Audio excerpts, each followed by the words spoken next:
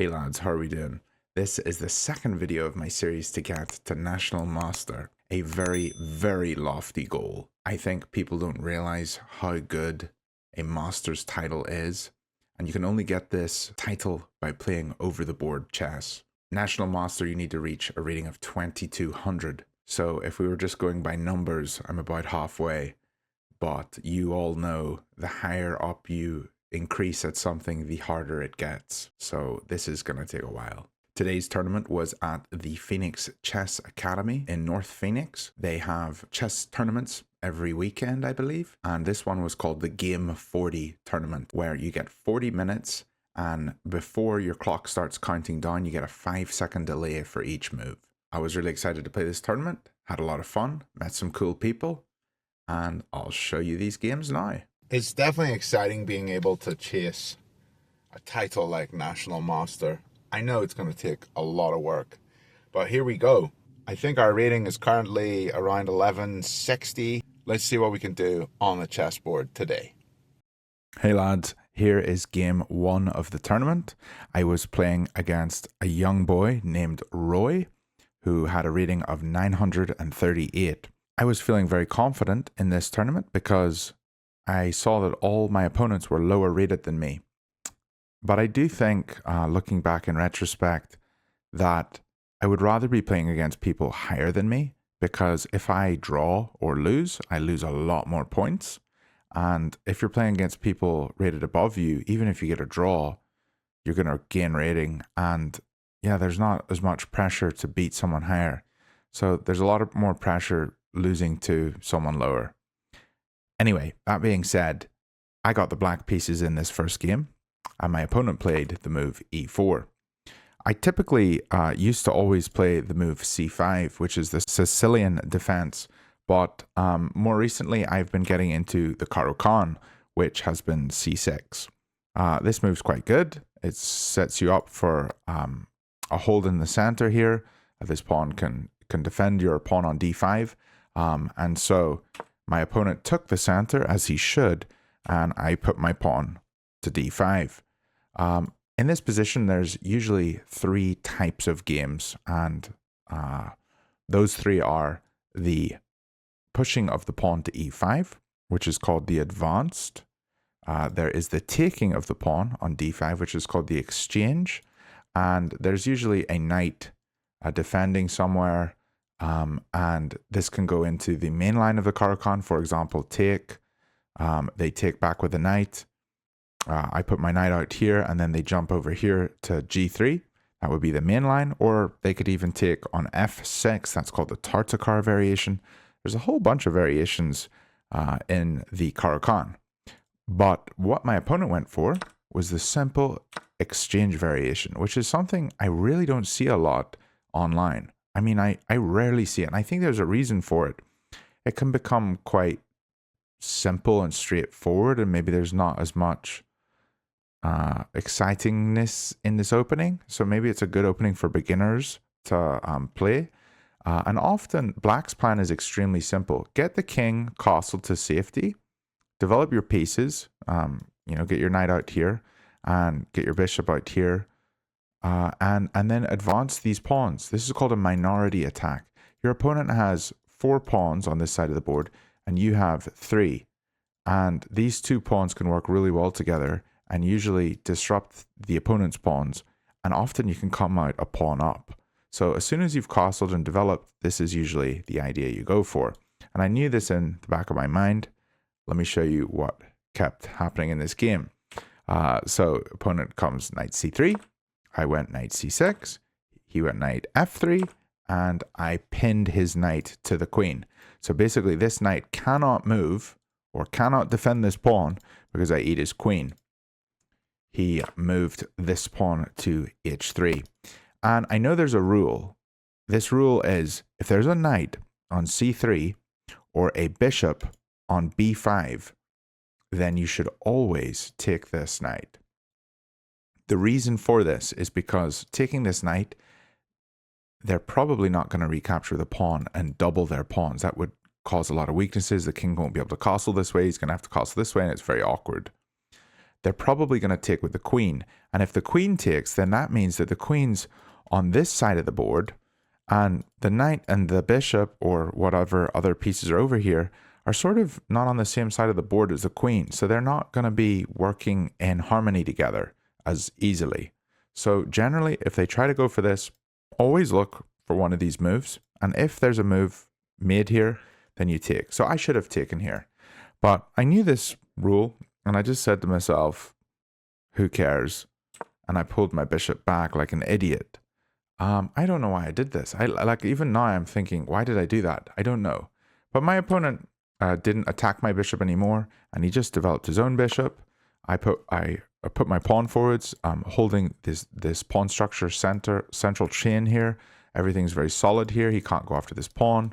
And then he developed his bishop. I was happy to see this move because often, like let's say he had castled, then often I'm always wondering, should I put the bishop on e7 or should I put it on d6? And like if I go to d6, then he could play his bishop to g5 and just annoy my queen. Or if I play it to e7, then he comes here to f4 and he's challenging this diagonal. So I was happy to see the bishop came out early because I knew exactly what to do because of that. So I played my bishop to d6 and a trade of pieces happened here, which I was happy to see. There's not going to be any annoying pins on my knight, and things are looking okay. My opponent castles. I develop my knight. My opponent puts his rook into the center, lining up against the king. So I wisely castle my king and get him out of the center of the board. If I leave my king here, that basically means this pawn is not defending anything, and maybe he has ideas of taking this pawn because the rook will be looking at the king and the pawn can't take back. He plays his queen up, and after this move I thought to myself, let's tempo the queen. It's always good to tempo the enemy queen. Tempo means move a piece and force the queen to move. Move a piece and force the queen to move. So that's what we did. We forced the queen to move, and he pulls back a wee bit. Now I'm thinking, okay, he's spent 2 moves moving his queen, and now I can move another piece. So I sort of gained a tempo there. So I decide I'm going to jump forwards into the position and attack this pawn. My bishop's looking at it. It's good to just attack pieces, cause maybe an inaccuracy from my opponent. He plays his rook over to c1, a good move, defending the pawn. And here you could take, and he takes, and we take, and the queen takes, and you'd lose both your minor pieces, and he'd lose a rook and a pawn. Both are 6 total. The rook is 5, and the pawn is 1, and the 2 pieces here are 3 each. So you'd both lose 6. But I thought my knight and my bishop were much more developed than his rook sitting on the very back rank of the board. And I think 2 minor pieces, especially in the early stages of the game, are a lot stronger and can cause a lot more threats. So I didn't want to go for this. I think it would have been a mistake to do that. So instead, I just pull my rook over to c8, lining it up on a good half-open diagonal or a half-open file here. So I thought this was a decent move, but probably I should have played this pawn storm idea in retrospect. But he moves his knight in. I move my knight in again to tempo the queen, so the queen has to move again, or my knight has to be captured, which I was thinking a lot about. He takes. I recapture. Now my bishop's on a really good diagonal, looking this way, still looking at this pawn. And now I have 3 attackers on this pawn, which is quite exciting. So he tries to defend this pawn by moving his bishop here. So I capture it, and he recaptures with his knight. And here I'm thinking, whoa, there's a free pawn here. Maybe I should grab this. And guys, I have to say, if there's ever something free, you shouldn't always take it. It might look free, but it's really not. Now, if I had just thought about this for a wee bit longer, taking this pawn, what can my opponent do? He can attack my knight, and as soon as I move away, he takes my pawn, and then he's attacking this one. So I really don't need to make any stupid, risky moves. Like, there's no need for it. My position's fine. Better to develop my pieces than grabbing what seems to be free pawns. I mean, maybe play this first so that when I grab this, I'm not losing a pawn. That's one of the issues here. But you know me. I grab it anyway. My opponent plays the rook here, and so I defend my knight. This is very risky because this knight can't move. If I move, the rook captures my queen. And so you can see the engine analysis right beside me here is saying that I'm completely losing here, but my opponent attacks my knight, and I see that there's a way out of this position. I can take his knight, and yes, he wins my queen, but then I take his rook. So I saw, whoa, this is a big imbalance. He's going to get my queen, but I'm going to get his rook and his knight. His rook and his knight is worth 8 points, and my queen is worth 9. So technically, it's not great for me, and I know I'm slightly losing, but I know this game is definitely not over. I can still play quite well here. So I thought, this is fine. I took, he took, I took, and then he moved his pawn up. This was attacked by my rook, so he wanted to just sort of solidify his position here. So now I have 3 minor pieces, and he's got 2 pieces.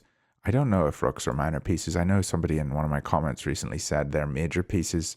I still consider them minor pieces, and I consider the queen the only major piece. Maybe they're major pieces. I don't know. Sorry. Anyway, I swing my rook up. I'm like, I'm going to get both my rooks on this file and see if we can make some stuff happen. He pulls his rook over, and we double our rooks here on the C file. He moves his queen. And here I started seeing tactics popping up in my head. You can already see one idea. Put the knight here. He can't capture me because I can take with check. He's got to move his queen. So I started to see these things, and I'm like, this looks fun. However, I played back. I was like, we need to get this to a better square. Maybe we can come to here, or maybe we can come over to E8 and come over this way and look at these squares protected by this pawn. These look really good for my knight to just sit on and be annoying.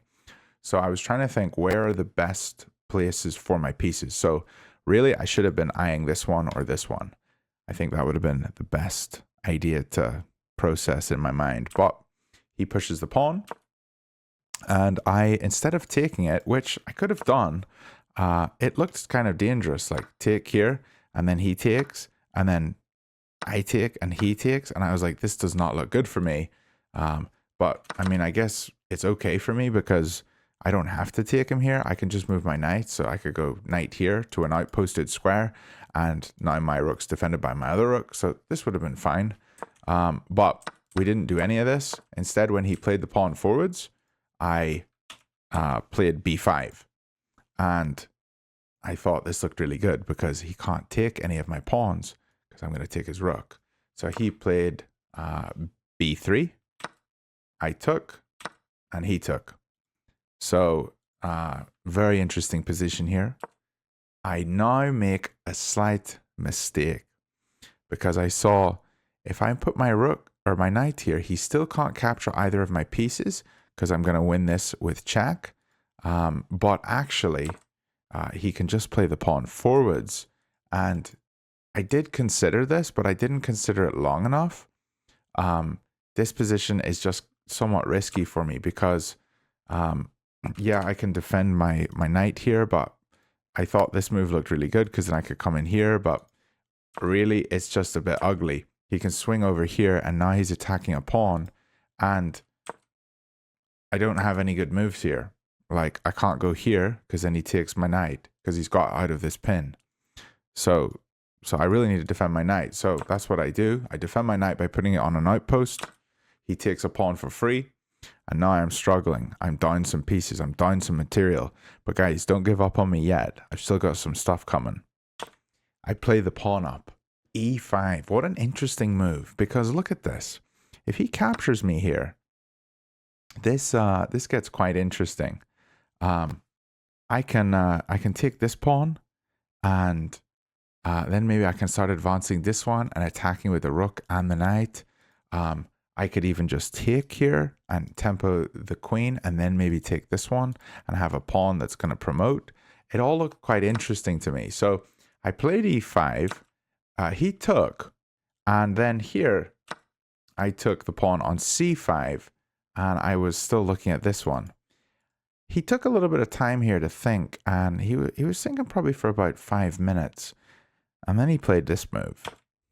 Rook to d7. And as soon as he played it, I knew it was wrong. I didn't even have to calculate this, but there's an obvious move here. Take the pawn with the knight, forking both his pieces. So he really blundered here, and I knew that I was doing very well. He pulls his queen over to defend his rook, so that when I take the rook, he can take back. And now we're in what I knew was a winning endgame. 2 rooks versus a queen, and I have a pawn. 2 rooks versus a queen is a win. You can win as black. It's very, very difficult, but you can win. But I knew this was going to be a long endgame. Having the extra pawn gave me a wee bit more hope, so I thought, no, I'm definitely winning. I've got an extra pawn, and I have the advantage of 2 rooks. So I first decide I'm going to make some breathing room for my king. I need my king to have a square to get out. And I was definitely not thinking of the top engine move to go rook to f8. I mean, that's just a sort of crazy looking move. But we're human, we err. He plays f3. I move my king up to g7, trying to get it closer to the center of the board. He moves his king up. I move my king up. He checks me. I pull back. He checks me again. And here, I can't go to f8 because he can check me here and win my pawn. So I have to go to g8. He moves his king in. And now I'm starting to think, oh, what's going on? But here was my opportunity to win this game. If you take a minute here, pause, think about what would you do. The move that I played was wrong. I pulled my rook up here and I thought I'll get it here and try to kick the queen away and then try to push. But it's so obvious that you just need to put the rook here on d8. If I put the rook on d8, then the pawn will always be able to push. There'll be a rook just sitting here protecting it. Right now, going here, I can't really push this because he just takes it. It's not defended. Get your rook behind the pawn. Like, that's so simple, and I didn't do it. However, this game's not over. I pull the rook up. He checks me. I move my king to g7. He checks me again. I swing my rook over to f6. A kind of dangerous move, I would say, because I was allowing him to pin my piece. I probably should have moved my king to f8. Here he checked me. I'd move my king up here, and he'd take f7, and then maybe I could start pushing this pawn and get a rook behind. That's probably what I should have gone for. Give him this pawn, and then that allows me to push this one. But I just allow myself to be pinned. He attacks my rook right here with his queen. I move over, and I wasn't going to play this move because he takes this pawn. Like, I'm trying to hold on to this pawn. He moves his queen back. I move up to h6. He moves his king back. This was a weird move, but it signified to me that he was going to start pushing the g pawn. I go g5, trying to prepare some room for my king so that my rook isn't pinned anymore. He plays g3, and in this position, I'm starting to think, oh, maybe I can checkmate this guy. If I can get both my rooks here, this is going to be a checkmate on the enemy king. So I was starting to feel kind of interested in about all this. You know, it looks kind of good. I pull my king up to get out of the pin. He pushes the pawn to f4. And here I'm like, okay, I've definitely got this. I check him. He moves his king back. You can see the engine is saying I'm up 5 points of material here. What would you play in this position? It looks really interesting.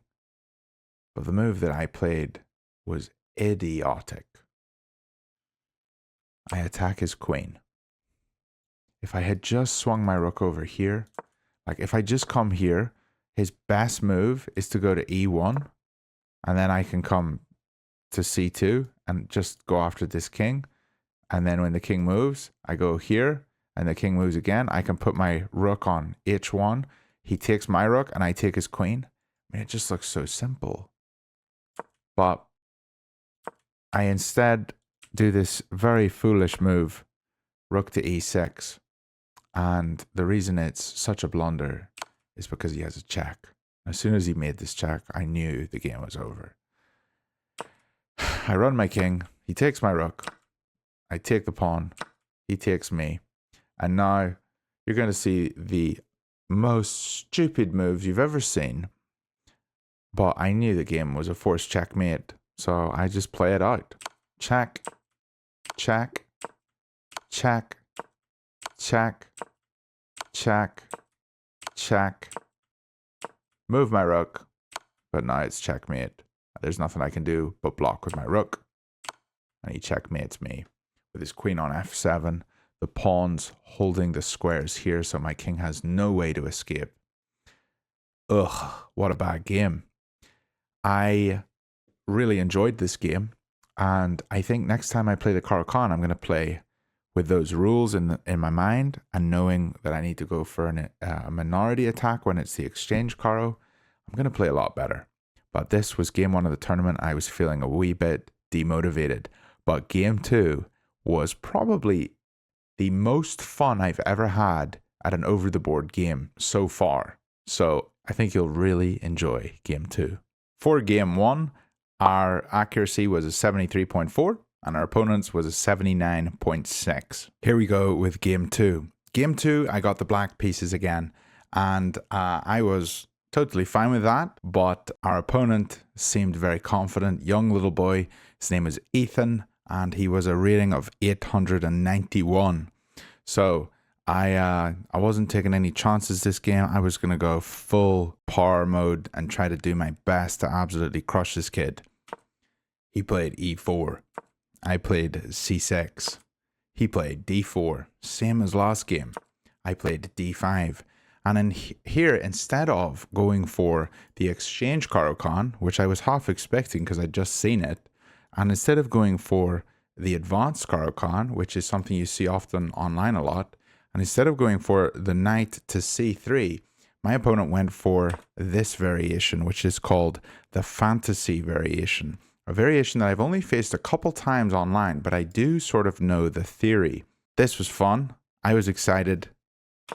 I play my pawn forwards to e5, gambiting a pawn. Basically, gambiting means you're giving up a pawn so that you can have faster development. If I let this pawn be taken for free, I can't capture the pawn back. That's okay. I'm going to start developing my pieces. So this is actually what happens. He takes the pawn and I place my bishop on c5.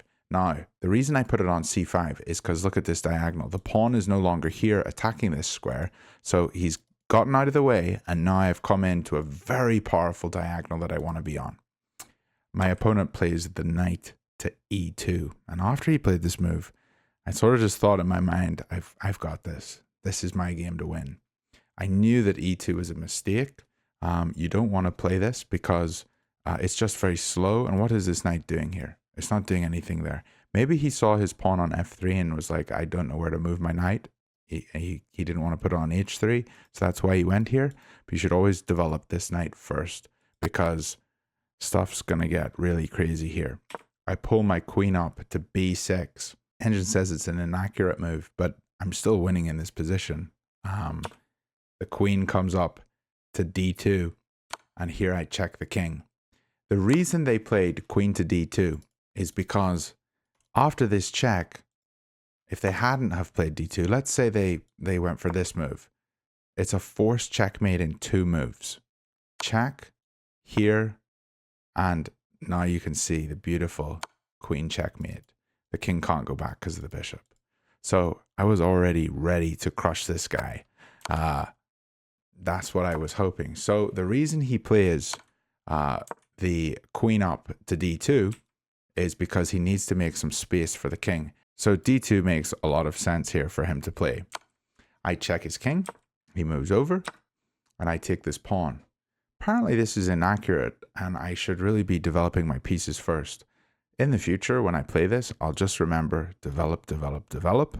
But here I wanted to open up this file and then develop a castle and get a rook here, looking at the queen. That's kind of what I was thinking in my mind, but we went for it. He moved his knight to c3. I play the pawn up, and now the pawn is protecting the bishop, and so this bishop is securely lodged on f2. I was like, this is exciting. I'm also attacking his queen. His queen can't come back to here because the bishop's holding. Where's his queen going? He's got to move it again. So he moves his queen up, and I move my knight over to e7, getting ready to castle. He plays his knight to e4, looking at this bishop, but I know that he actually can't capture because then the rook comes to here. The queen's holding the rook, and the rook is now pinning the queen to the king. Yes, maybe he can play this move, but then he's moved here and he's having to come forwards, and I can probably just play knight f5 to attack that knight. The knight can't jump here because then I take the queen. All these thoughts are going on in my mind. I castle. He plays the knight to d4. I push the pawn, attacking this knight. If the knight moves, then I can play the rook here, hitting the queen. He moves the knight to g5, just ignoring my threat because he has a better threat. He's got a threat of checkmate. So I can't just sit back and attack. I have to sit back and defend a wee bit. So I just play my pawn up to g6, stopping this queen looking at h7. And then he takes his pawn. I know my position is still completely winning, but I'm not entirely sure what the best move here is. So I spent quite a bit of time looking for this move, but I take the bishop, he takes, and then I just take the knight for free. So now I'm up 2 points of material. He moves his queen back, still being greedy and looking for this checkmate idea, I think. And so here I grab a pawn, and I see I can come in here and maybe push this pawn and take this one, and I can get very aggressive with my queen. He's got to defend his rook right now.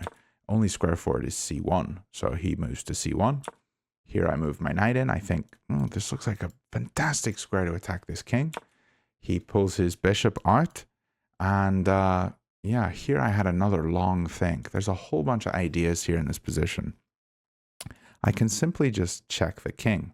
If I check the king, if the king comes up, we can check here, and then the king can't go to this square because of the knight, can't go to this square because of the queen, and he'd have to come to this square. So I thought, my knight's here, my queen's here, the king's here, but then I didn't really see a follow-up. I didn't see a way to like attack this king anymore. So I thought to myself, I really need to get more pieces involved. So I bring my other knight in. Now, this move's basically just as good as knight e3, but I just didn't see the follow-up there with that move.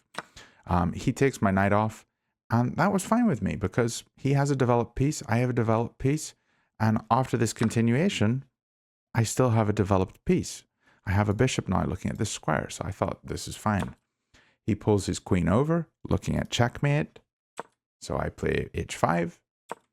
He goes g4, looking at trying to maybe take this and then checkmate. And here I just thought, I'm going to go all out. I got to make this attack work. So I played the move d3, which I'm really surprised to see. The engine says it's actually the best move, but I was really happy to see this afterwards when I was reviewing the game. He takes my bishop. I sacrificed my bishop. Whoa, that's so cool. I take his pawn with check. He moves his king. I jump in with my knight with check. He moves his king. I take this pawn, hitting his queen. Where's his queen going to go? His queen pulls back. And now I see his queen's not on this file. So I have a check. He moves his king. And here I see, oh, I have another check. But I actually have a couple checks. Which one's best? I have this check. That's terrible. I'm going to get eaten. I have this check. That looks pretty good. If he comes to these squares, then I can literally move my knight anywhere. Let's say I move it here and I check with my queen. And then things are just looking really good because wherever the king goes, if it goes here or here, the queen comes in with check. And that looks like mate wherever he would go. But obviously I thought if I did do this continuation, then he's probably not going to go to these squares. He's probably going to like run this way or something. So I didn't want to go with that. So instead, I checked the king here with my queen to d1.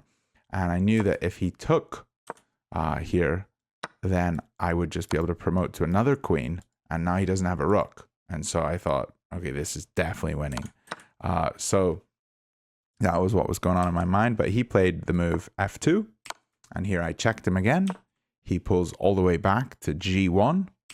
And here I take his rook for free.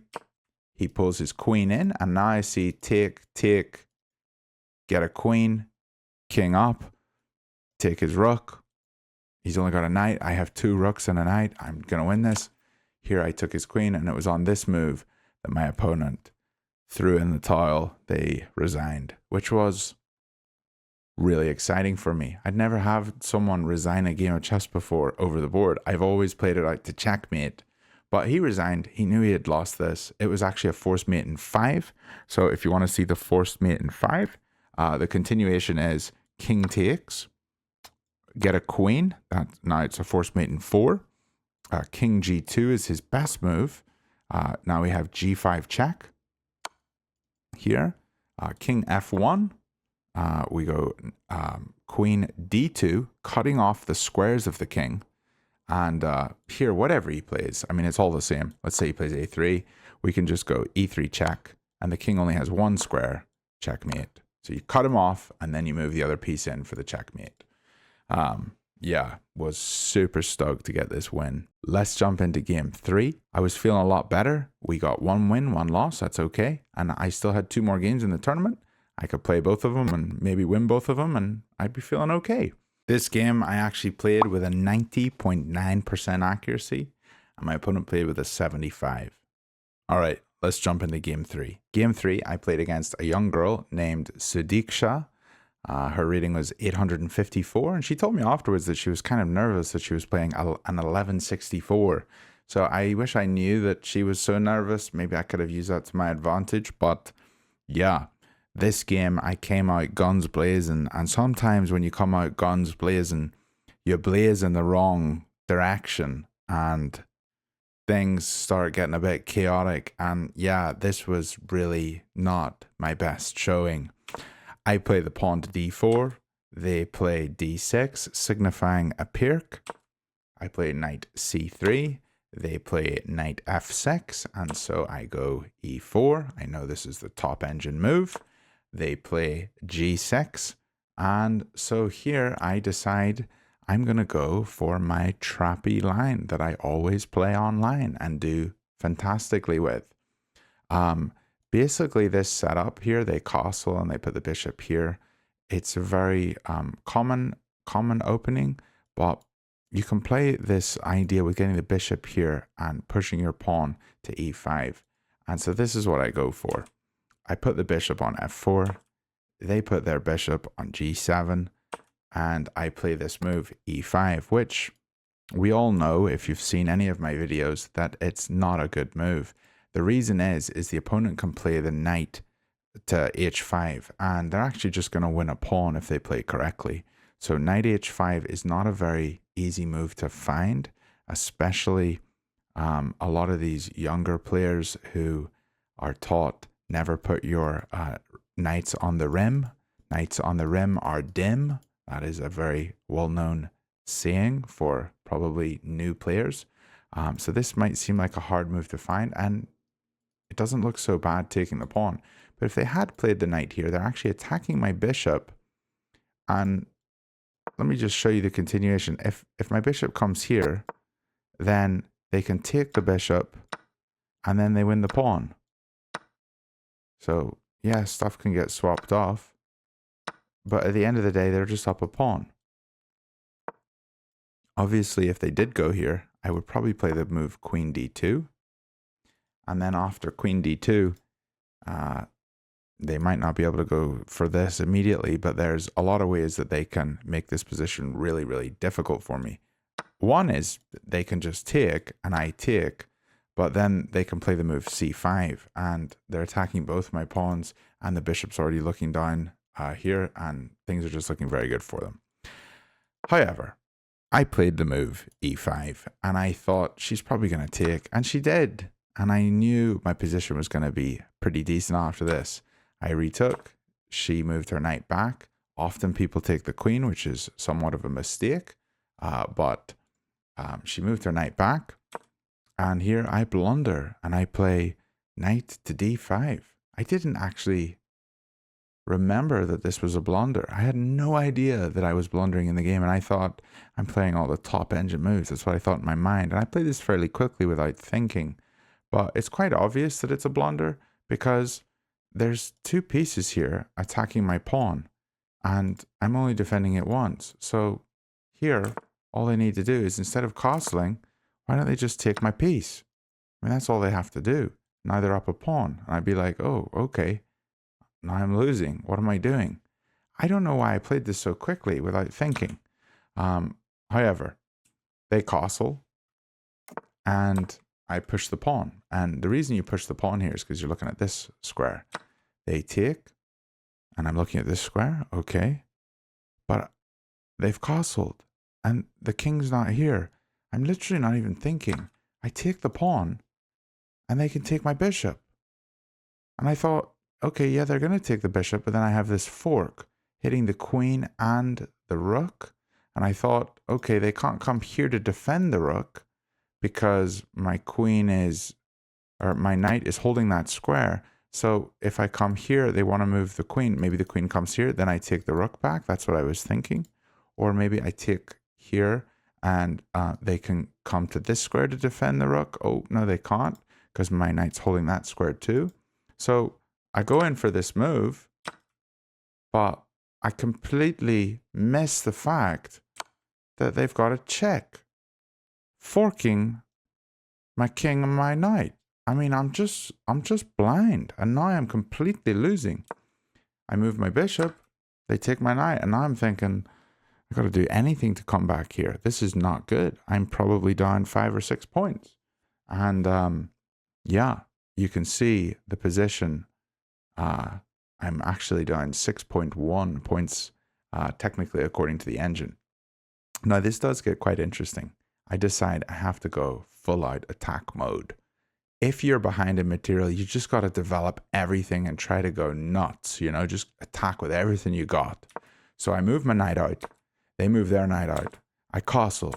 They move their king. I move my knight in. So far, every move has been top engine move. They swing their rook over.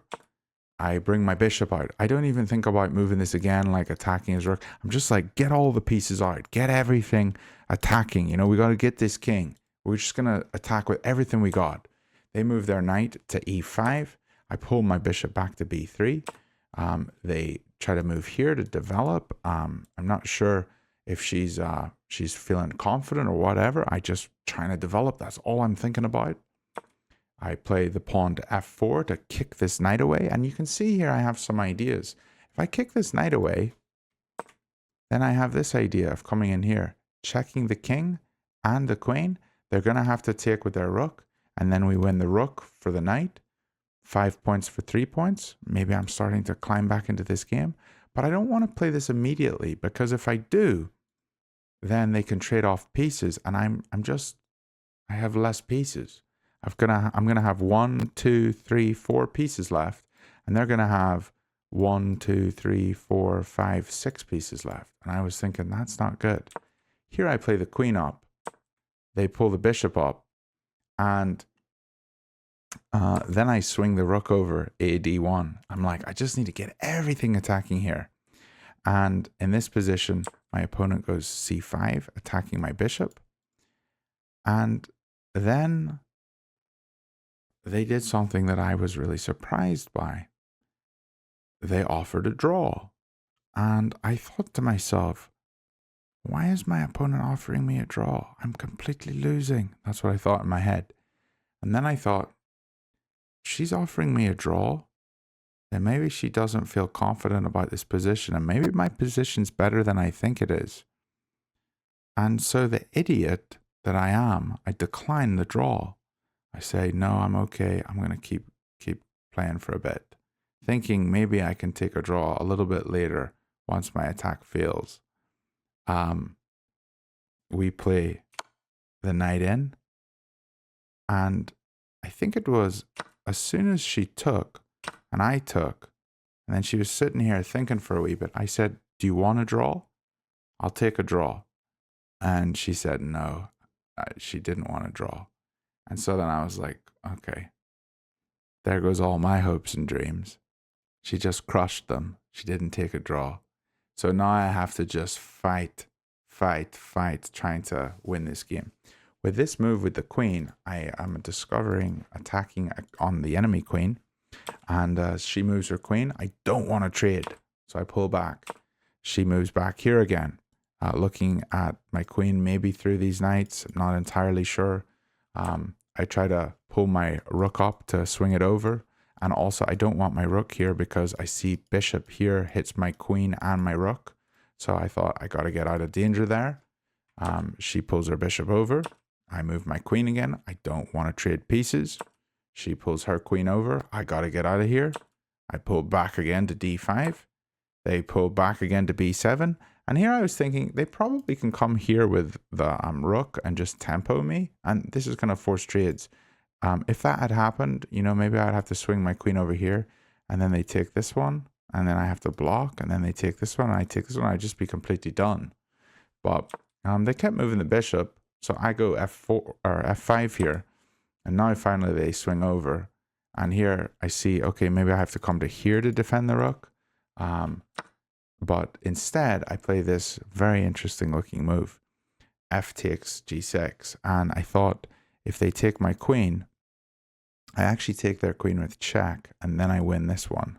So I knew that that was going to be good for me. And maybe I could win a piece if they do the wrong move order. But they did correctly. They took my rook.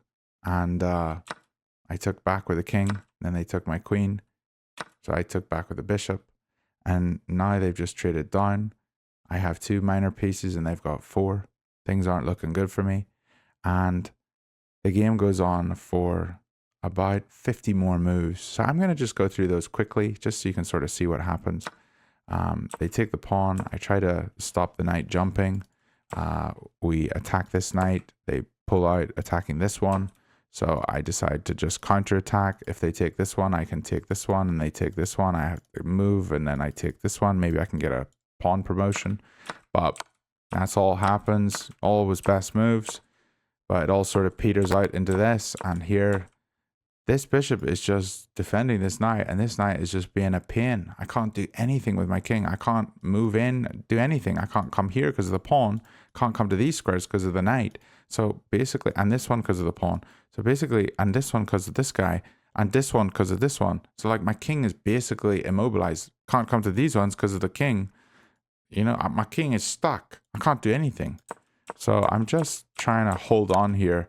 I do push this king back. And then I try to run over this way. They try to attack here, but I move my bishop back. And here there's just a trade of pieces. In this move, I should have probably gone king b4, because then at least I'm looking at this and this. But I move up, and when they finally move their pawn here, I could have taken the knight on c3, which is why I was sort of kicking myself. I shouldn't have allowed them to play their pawn in front of their bishop, blocking the bishop's defense of the knight.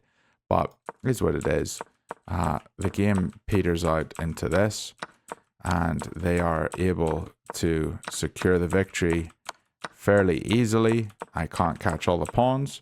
And here, I did play it to checkmate because she didn't seem super confident about the checkmate. It took her quite a while. But she was confident, and she had about 10 minutes on the clock, so she was totally fine. She moves her king in. Usually when you have this kind of position, you want to just put your queen onto the second rank so that the king has to stay on these squares in red, and then the king just walks over, and then you checkmate. But she did it this weird way, so I was hoping that maybe there would be some sort of stalemate. Like in this position, I thought if I go here, and then here, then maybe that there would be some stalemate if they get a queen here and I'm forced up. I didn't know.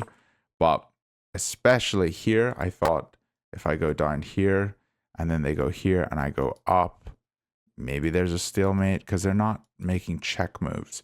When you're in an end game, when you're attacking a king, a way to avoid stalemate is always to make a move with check. So always check the king. Don't just contain it always. But she just moved her king in, and I was toast.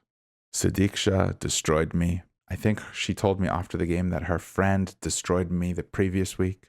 So I am 0 for 2 against these young girls who are fantastic chess players. Even though they're 800, 900, 1,000, they're absolutely destroying me on the board. And I need to just improve. I need to play more solid. I don't need to go for trappy lines. Next tournament, which I'm going to be playing in this week, and the video will be out next week, I will be playing the craziest Magnus Carlsen level chess you've ever seen.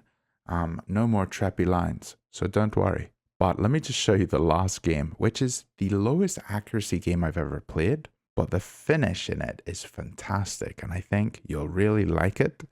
I blunder like a madman. I completely throw my position. I have brilliant moves. I have blunders. It's nuts, but I think you'll enjoy it. It was a game against a young boy by the name of Shreyansh. I probably butchered that name, and their rating was 321. So the lowest ELO player I've ever played, but it was a lot of fun, and I basically played like a 300 ELO player. I was very confident. I didn't think for a moment that I was going to lose, but I did allow myself to potentially lose this game because I just played as aggressive as I could. Not really. I really played bad, but it was really fun. Hope you enjoy this one. I'm going to show you it, but in this game against Sudiksha, the engine gave us a rating of 84.4, and our opponent played with an 88.1. So she played very solid chess. Let's jump into game 4. I do realize this video is getting on quite long, and so I'm going to go through this game super fast. I'm not going to talk about it too much, but just so you know, I played with a 57.4% accuracy. My opponent played with a 54.1% accuracy. I'm just going to fly through it real quick. E4, Caro-Kann, C6, knight to F3, knight D5. They advance, quite interesting. I pull the bishop out, hitting the knight. They defend. I secure my pawn chain. They play A3. I was like, what is that move? I go C5, making space for my knight to jump in here. And they castle. I jump my knight in. They play D3, allowing this bishop to come out. And I move my rook over because I think maybe I want to push this pawn, maybe move this knight, push this pawn, go for some sort of attack here. And they kick my bishop. So here I play H5. And I knew that I was giving them a free bishop, but I just wanted them to take here because this looked like fun. This is called a fishing pole tactic, where you let them take, you sort of throw the fishing pole. I don't know why it's called a fishing pole.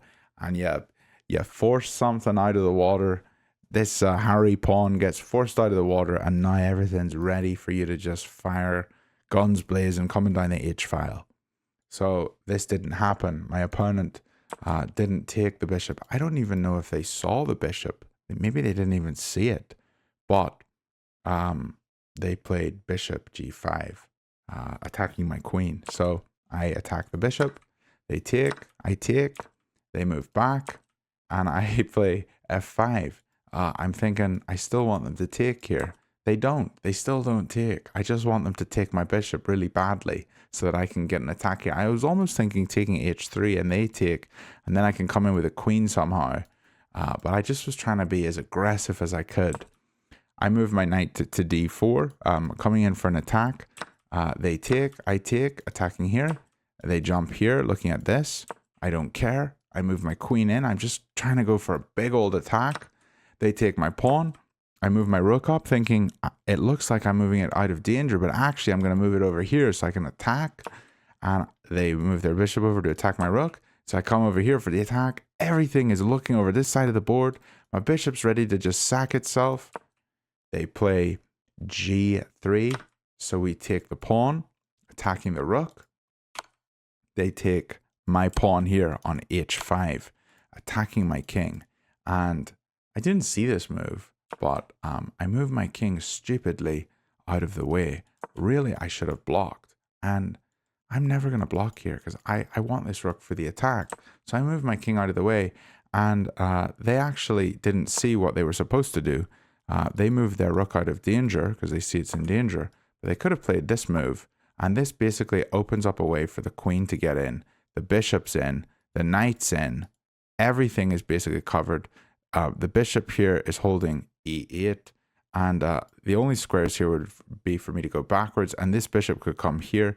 And then, you know, if I go here, I'm basically getting checkmated. And if I go here, then the rook's coming here to checkmate me. So I was actually getting completely cooked in this position. I didn't even realize it. I just thought my opponent's going to lose. That's what I thought the entire game.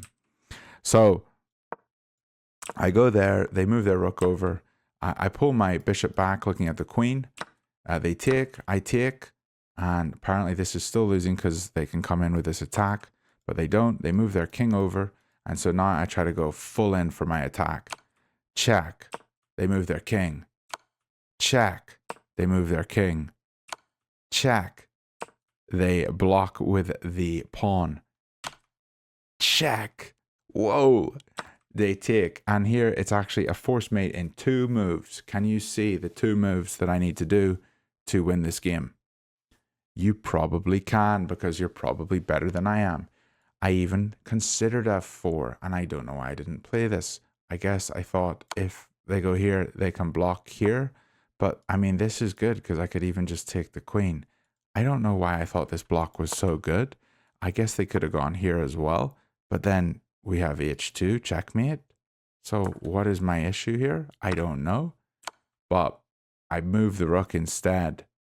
They run away. I take the pawn looking here. And I thankfully did not lose this game because my opponent didn't play the bishop back or the king over. They played rook to e3. So from here on out, I play the correct moves. I check. They defend. I check. He can't take me because he's pinned. They move over. I take. They can't take me because they're pinned. So they move over. Checkmate. I thought that ending was pretty cool. I played terribly, but I wanted to go through this game quicker because I need to end this video and let you guys all enjoy your afternoon, evening, morning, whatever time it is for you in the world.